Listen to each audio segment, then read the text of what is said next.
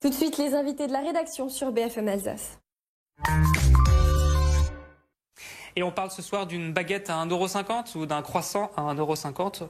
On n'y est pas encore, mais je crois qu'on n'est pas très loin dans certaines boulangeries alsaciennes. Bonsoir José Arroyo. Bonsoir. Vous êtes le président de la Fédération des boulangers du Bas-Rhin. Et bonsoir Jérémy Crémer. Bonsoir. Vous êtes boulanger dans le Val-de-Modère, dans la commune de Lavalque. Merci beaucoup d'être là tous les deux ce soir. Alors, est-ce que c'est le cas chez vous? Est-ce qu'on se rapproche à Lavalque d'1,50 € la baguette ou pas encore? On va y arriver. On va y arriver? Quand ça? L'année prochaine. Pour l'instant, on en est où? On n'en est pas loin. En fait, ce qui se passe aujourd'hui, c'est que je paye 6 fois le prix d'énergie d'il y a 2 mois. Et du coup, ça va être compliqué si on n'est pas aidé prochainement. Alors, on va évoquer toutes les causes de la situation dans laquelle on est aujourd'hui. Mais si on prend, j'allais dire, la vitrine de votre boulangerie, est-ce que vous pouvez nous donner des exemples de tarifs que vous pratiquez aujourd'hui et que vous ne pratiquiez pas hier? Je suis à 1,10 € la baguette aujourd'hui, mais je vais passer à 1,20 € d'ici quelques semaines. Alors qu'il y a 2 ans, il était à 1 €. C'est le fameux symbole de 1 € qui a déjà été dépassé et qu'on va largement dépasser. Enfin, tous les boulangers bientôt vont dépasser ce fameux chiffre de 1 €. Tous les boulangers du département du Bas-Rhin que vous fréquentez, que vous connaissez bien, vivent la même chose? Ah oui, c'est un problème du Bas-Rhin, mais national. Alors moi, je suis là pour représenter le Bas-Rhin. Et effectivement, comme dit Jérémy, on va dire le prix palier d'1 € qu'on avait comme point de repère, comme le litre d'essence, le litre de lait, on l'a franchi. Et puis, si on ne trouve pas une solution à ce problème d'énergie qui est aussi en même temps du coup matière première, où on vient d'avoir depuis le 1er octobre aussi une augmentation du prix de la farine au vu de la sécheresse. On rajoute aussi nos problèmes de masse salariale où le métier a pris aussi à bras le corps nos problèmes de recrutement où depuis de septembre 2021 à 2022 on a déjà augmenté avec la question des salaires, ouais. On est déjà à plus de 8% déjà, donc on est même devant la plupart des autres métiers. On a eu l'occasion de voir parfois à droite à gauche la baguette rester à 1 € ou autour d'1 € et que ça peut être compensé par les boulangers sur le panini qui a augmenté vraiment beaucoup plus. C'est clairement une stratégie commerciale qui est libre à chacun. Qu'est-ce que vous recommandez, vous? Moi, ce que je recommande, c'est à tous mes collègues, c'est de soigneusement bien revoir tout leur prix, leur marge, etc. Parce que effectivement, la baguette est un produit d'appel. Sauf que ça génère quand même pas mal de chiffre d'affaires et qu'on peut justement avoir ce genre de stratégie mais qui a une limite. Et là, avec un coût d'énergie comme celui de Jérémy qui fait x6, j'ai des collègues qui sont sur Haguenau, c'est x10, donc on arrive sur des factures entre 30 et 35 000 € par mois. Concrètement, il a fait le calcul. S'il ferme sa boutique, en charge fixe, ça lui coûtera moins cher. Donc en fait, la vraie interrogation, est-ce que je commence à produire pour Noël ou pas? Donc je vous laisse imaginer toutes les conséquences qu'il y a derrière, sociales, économiques, etc. Dans votre boulangerie, comment réagissent les clients face à cette hausse des tarifs? Je sais pas, ils s'imaginent pas encore ce que ça va impacter. J'ai peur que les clients fuient la boulangerie, qu'ils aillent dans d'autres boulangeries, dans les grandes surfaces, parce que là-bas ils sont pas les mêmes aides que nous, ils ont pas c'est pas pareil. Et sachant que j'ai des concurrents à côté ou des confrères, pour moi c'est des confrères, mais ils ont pas tous les mêmes contrats. Donc les contrats varient, c'est des contrats de 3 ans et le mien est arrivé à échéance. Les autres, ils ont peut-être encore 6 mois, 1 an, 2 ans, mais moi c'est maintenant. Et donc ça a été multiplié par combien? Par 6. Par 6, ouais.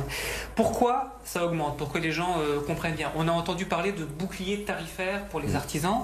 Vous n'êtes pas protégés, vous les boulangers, par la hausse des tarifs de l'énergie? On ne peut pas nier que l'État nous a toujours accompagnés pendant la période du Covid, etc.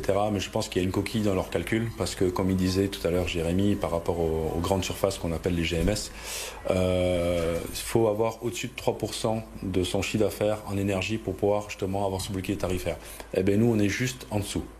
Il faut avoir moins de 10 salariés ou plus de 2 millions d'euros. Et à chaque fois, on se retrouve pour 80% des boulangers, c'est un chiffre à la louche, où on est hors case. Donc finalement, s'il n'y a pas une mesure gouvernementale qui est prise, comme disait Jérémy aussi, au fur et à mesure des contrats qui vont arriver à échéance, on va se retrouver avec des collègues qui vont devoir négocier leur contrat au prix du marché. Alors quel est le critère qui, selon vous, il faut revoir pour que les boulangers puissent bénéficier du bouclier tarifaire de manière plus générale?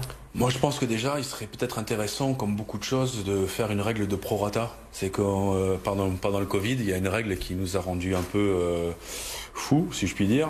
C'est qu'il fallait avoir perdu 50% de son chiffre d'affaires pour accéder à tel ou tel aide.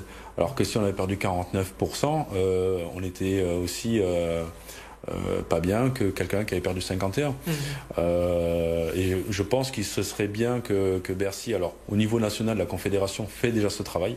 Parce que voilà, moi je suis le relais régional, mais au niveau national, on appuie, on fait les mêmes demandes à Bercy pour qu'on trouve une solution pour l'ensemble des boulangers français.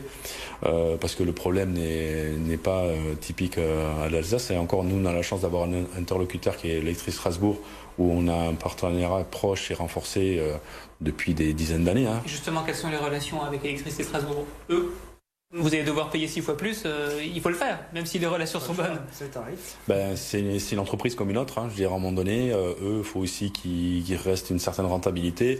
Et ils nous accompagnent.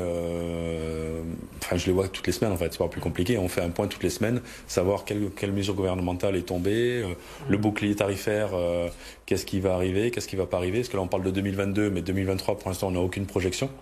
Donc, sur la totalité des boulangeries du Bas-Rhin, est-ce qu'il y a un nombre important qui risque vraiment d'être en faillite? Ah ben, concrètement, tous les contrats qui vont arriver à échéance, donc ça va, parce que là, malheureusement pour eux, ils tombent vraiment au pire des moments. C'est qu'ils ont signé en 2019, donc c'est arrivé en 2022, au pire des moments. Et que tous ceux qui vont enchaîner derrière, si l'offre du marché reste la même, l'ES va être obligé d'imposer ce prix. En fait, c'est pas un prix que eux négocient, c'est pas en fonction de l'entreprise. C'est vraiment une chose qui leur est imposée par le prix du marché. Comme le cours du blé, par exemple. En France... Donc des boulangeries vont fermer? C'est très probable. Mécaniquement parlant, si on met le loyer, le crédit et si on met une place de mesure de chômage économique via la directe, il sera plus intéressant de fermer et de payer ses factures et de piocher dans notre trésorerie que de laisser ouvert et de payer toutes les factures, dont celle de l'énergie. Monsieur Kramer, j'imagine que vous aimez votre métier. Qu'est-ce que vous ressentez? Je suis attristé, j'ai ouvert il y a 3 ans, donc je suis en train de commencer ma 4e année, puis quand je découvre tout ça, je perds un peu ma motivation, parce que c'est plus qu'un métier, c'est une passion. Et la faillite, c'est quelque chose qui commence à devenir une probabilité pour vous? Plus j'avance dans le temps, oui. Oui, pourtant j'ai commencé avec rien, donc j'avais 3 personnes au début en salarié, aujourd'hui on est 13. En fait, c'est 13 personnes qui vont se retrouver dehors si personne ne réagit. José Arroyo et Jérémy Kramer, merci beaucoup d'être passés ce soir par le plateau de BFM Alsace pour évoquer la situation des boulangeries en Alsace et dans le Bas-Rhin en particulier. Merci à tous les deux. Merci. Merci à vous. L'histoire du jour sur BFM Alsace. On parle aujourd'hui d'un obus de la Seconde Guerre mondiale qui a été retrouvé dans le centre-ville de Cernay.